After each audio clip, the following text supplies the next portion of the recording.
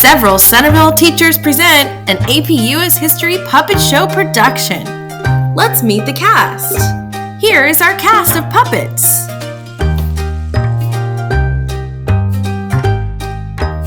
Meet George Washington, the first president, Alexander Hamilton, Secretary of Treasury. John Adams, the second president. Thomas Jefferson, the third president and the author of the Declaration of Independence. James Madison, our fourth president and author of the U.S. Constitution.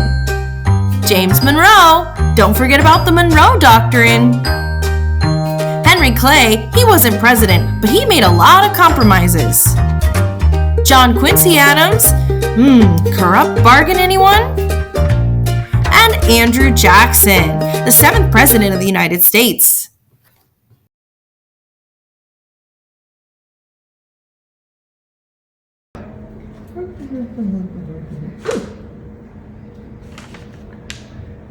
Oh, I didn't see you there. Are you lost? Do you need help? Oh yes, I see. You have a test coming up, and you are confused and need to hear the story of antebellum America.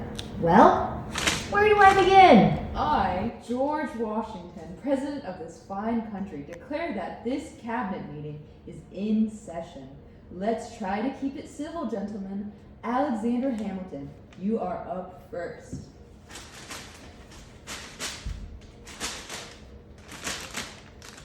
Bank, bank, bank! We need a bank! The current state of our money is rank! Let's all assume the debts of states! New York will cheer and celebrate! Britain is better than France as a friend. On manufacturing, we should depend. Our federal power we should expand to every state in the land. It's necessary and proper to do these things. Hey, don't call us that. There's no more kings. If you accept my super dope plan, America will be the man. Hamilton, I'm not rapping. This is not a musical. Let's be civilized. I would like to fast forward to my presidency, if you don't mind. Jefferson was a Democratic Republican, but he made some decisions that definitely pushed the boundaries of his partisanship. Dear Napoleon, I have decided to purchase your land in the Louisiana Territory. P.S. I have included a pair of shoes that they are calling men's high heels for you. Hope you enjoy them, and thanks for the sweet deal. Maybe I should make a bucket list for my presidency and make sure I accomplish everything I want to. Let me see here. I put Republicans in my cabinet, have John Marshall establish judicial review, and strengthen the power of the Supreme Court. Repeal those blasted Alien Sedition Acts and get rid of the whiskey tax. Oh, I'll be so popular. Get rid of Aaron Burr, expand agriculture, reduce the national debt, and keep our ships safe. An embargo act, perhaps? Yes, this bucket list is just splendid. He did do all of that, but let's skip ahead a bit to James Madison. One of the authors of the Federalist Papers, the father of the Constitution, and president during the War of 1812, and, well, that's pretty much it. Jimmy, you forgot to mention that Virginia is the best state, and to naysay all the other states. Just kidding. Actually, let's mention that the United States is the best in the world. And let's close down colonization on our side of the world. Who's with me? We can name it after me. We'll call it the Monroe Doctrine. Monroe really did that, you know. Also, this point in history was called the era of good feelings. What a time to be alive. Political consensus, cultural nationalism, economic nationalism, Henry Clay's American system. Things are great.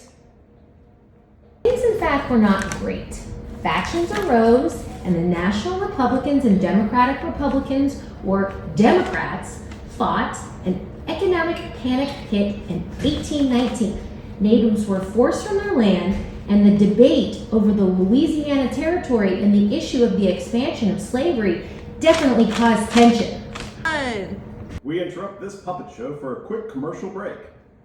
Hi, I'm Henry Clay, and I support this message. Introducing the newest book, Compromise or Else. This national bestseller is based off the ideas of Kentuckian Henry Clay, world-renowned compromiser. In it, you can find the best-kept secrets of the U.S. chapters like War Hawk 101, the American System for Dummies. Speaker of the House says, what? Corrupt my bargain.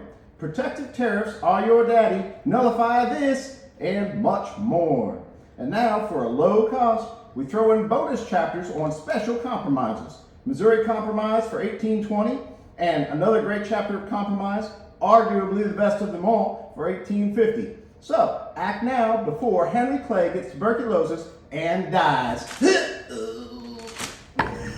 Okay, let's keep going with our story. First, let me set the scene. Industry was growing, steam power, mechanical inventions, factories and labors were abundant. It was a market revolution, and it was a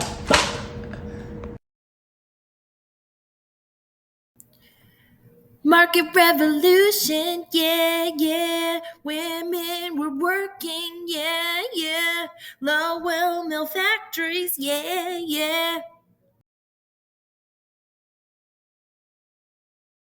But there was also sectionalism brewing between the regions. The North became more industrialized, urban, and gained new immigrants. But the South stayed agriculture, relied on slave labor, and wanted the government to butt out. In the South, cotton was king. The West was a frontier land where farmers and mountain men alike went for new opportunities. Natives were continually pushed off their land. One example of this was the Indian Removal Act of 1830. I, Andrew Jackson, declare that natives shall resettle west of the Mississippi River. We shall make a path and call it the Trail of Tears. Happy tears, of course. Mwah! Even the Supreme Court will agree with me in their Cherokee v. Georgia decision. But that's not all Jackson did. He used the spoils system to appoint his kitchen cabinet, vetoed more bills than all 6 previous presidents combined, forced South Carolina to accept the 1828 Tariff of Abominations, vetoed the bank and withdrew federal funds to his pet banks, issued a presidential executive order called the Specie Circular, which required federal land to be purchased in specie, gold and silver, rather than banknotes, and led the country into financial panic. Poor Van Buren had to walk into office at the start of all of that. But boy, are we running out of time here? Let me skip ahead. Okay. After Van Buren came William Henry Harrison, who won the election of 1840 by being a common guy who liked log cabins, hard cider, yum. But poor Tippecanoe died of pneumonia only a month into office. So John Tyler became the accidental president. Tyler really wasn't a Whig, though, in practice, and eventually switched to becoming a Democrat. We will be back after this message from our sponsor.